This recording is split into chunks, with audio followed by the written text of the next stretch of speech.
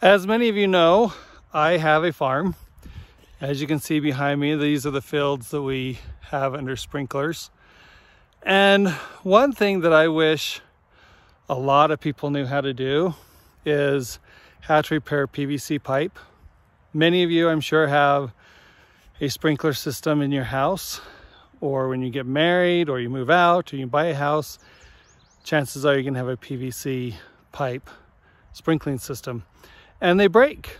They break from you not draining the water lines properly for the winter.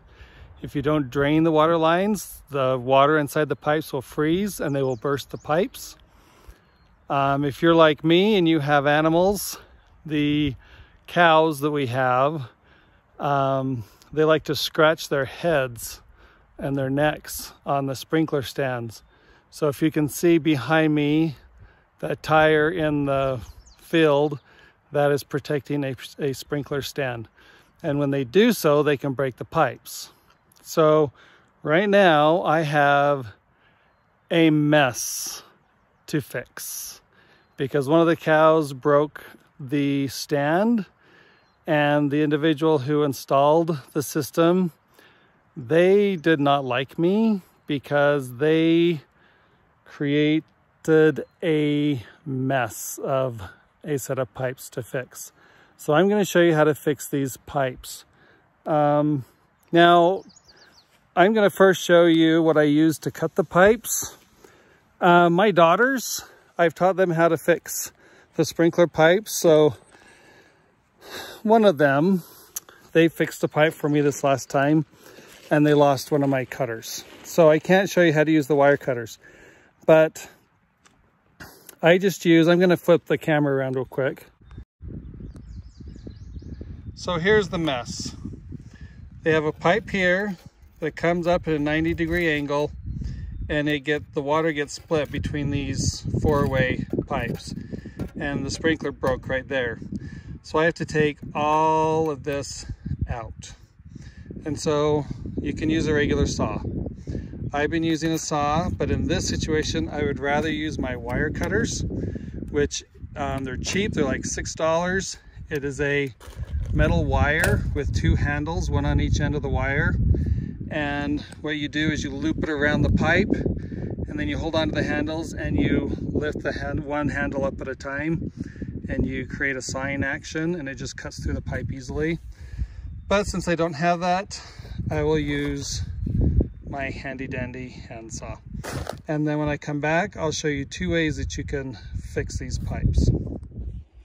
So obviously when you make PVC repairs, you got to have new parts. So these are the parts I'm going to be using. This is, we call a T because it's in the shape of a T. We have a slip coupler, which is going to go on the pipe, and then another pipe can go inside of here. This is a 90-degree, which is what I was trying to say before, was right there. And I'm not going to put it there though. I'm going to do a T on top of a T this time, and I'll show you in the end what I mean. But you will need primer. Most of the time PVC primer is purple, and blue PVC glue. I call it hot blue glue. Now primer is important, so let me just take a couple of seconds talk about primer. We have primer for glues, you have primers for paints. Whenever you hear the word primer, it's just a product that creates a surface that will accept the final product easier. In other words, when I put this primer on the pipe, there's like a chemical reaction with the pipe. So the primer sticks to the pipe, and then the glue will stick to the primer, creating the adhesion. When it's in paint, you put the primer on the wall so that when you apply the paint sticks to the primer instead of the wall. It also helps to keep, like if you have a really dark paint on there and you want to cover it with white paint, there you have a primer that you can paint over the dark color, and so that when you paint the white, it comes out a pure white.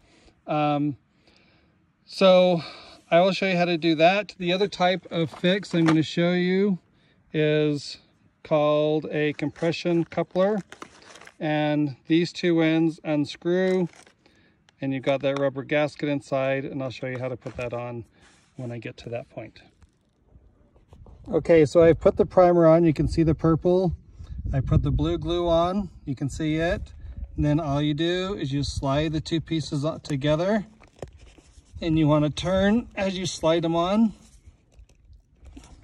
And then you let it sit till it hardens.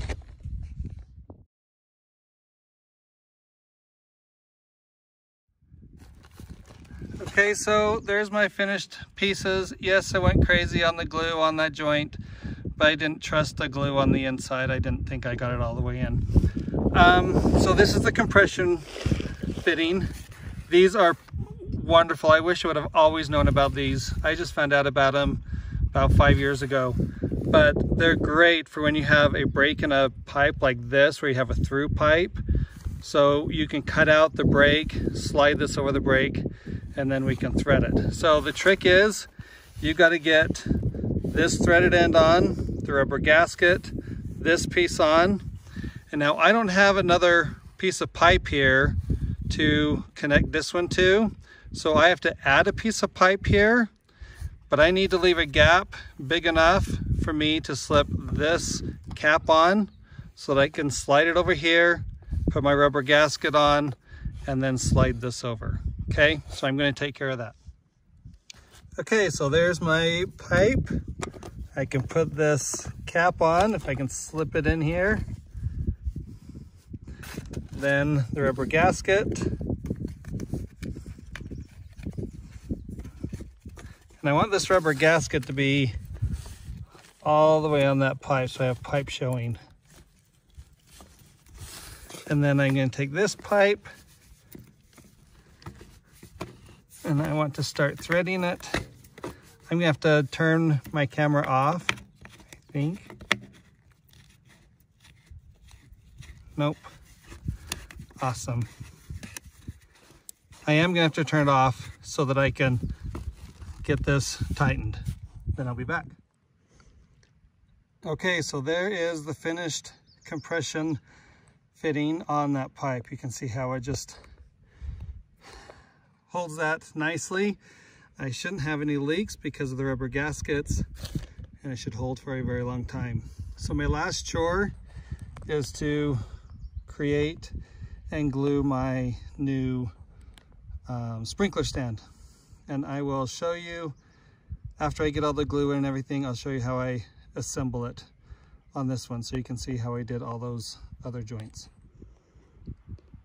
Okay, so here is the last PVC connection I need to make.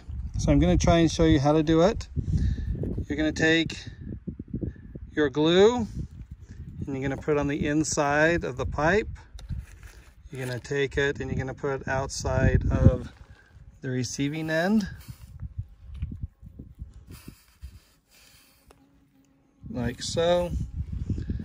Then you take the two pieces and you put them in together, slide them into place. Notice I'm rotating it a little bit. They say you want to rotate about a quarter turn to get it to adhere, but that should be it. And you're done. So as you can see, I have water restored and I do not have any leaks. So we're good. So there is your agriculture lesson for today. I do not anticipate there being a quiz because I don't think this video will be until the last week of school. But if there is a question that I want to ask, it will be associated with this assignment page. Have a great day.